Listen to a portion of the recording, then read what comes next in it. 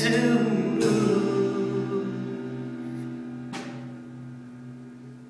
That small gesture of kindness can go a long way when you've been neglected or marginalized in life. I was also, too, recalling a very good friend, a conversation that I had a couple of years ago. And at this point in his life, he was really going through some struggles. On the surface, he was very professional, a leader, a community leader, very capable, and always kind. But I remember he was sharing with me that he was going through enormous pains in his relationship with his significant other.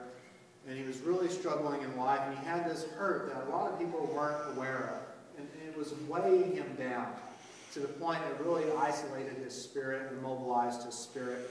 And he was very weighed down by the grief and the pain and the stress he was carrying. He was sharing a story with me that he met this new person, and this new person was showing just kindness, simple kindness to him, and touched the forearm, and he said, just that small gesture of kindness was so powerful in his life. And as he told the story, his eyes would well up with tears, thinking about that small act. He said nobody else knew. Nobody else could ever imagine what he was going through. And this person might have been doing something that was completely natural to them, but they had no way of knowing how impactful that small gesture of kindness was in his life at that time in his life. And so I thought about that. I thought about Jesus and surrounded by these crowds of people, not being able to intervene in every individual life, but being able to acknowledge people. A small gesture of kindness, attention, affirmation, even from a distance. The difference that must have made in people's lives. I thought about this quote, too, that's in your bulletin. It was one of my meditations this week. A very famous quote that's attributed to Plato. Who knows if Plato really said this or not, but it's attributed to Plato anyway. It said, be kind, for everyone you meet is fighting a great battle. Be kind, for everyone you meet is fighting a great battle. I'm always amazed at the stories that we're so oblivious to, that the people we work with day after day, the people we see Sunday after Sunday, there are things that people are going through that we would never imagine. The Parties for Communities this year was an amazing race in the Tower District. And Amy and I, we were signed up to do that. We were very excited to participate. But we don't know the Tower District, so we went to go scout the Tower District out a couple of days ago to kind of get a lay of the land, to have a leg up, right? Because we were very competitive. And, we were racing last night. Incidentally, there are pictures that Robin is hoping that don't get out. There are pictures that I'm hoping that don't get out.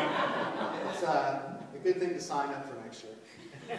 But when we were out there one afternoon, taking a lunch break, lunch hour, and we were walking up and down the Tower District, there was a homeless gentleman in a wheelchair, and he was passing by, and he tipped his hat. And I thought, that was an incredible small gesture of kindness. Probably the way he was raised, probably just in his makeup that he probably never even thought of, but it just was a small gesture of kindness. We didn't have a conversation. He didn't ask me for anything. I didn't ask him for anything. But we had that eye contact and that small moment of connection. That small moment, tip of the hat, gesture of kindness. What about that? Those can be impactful.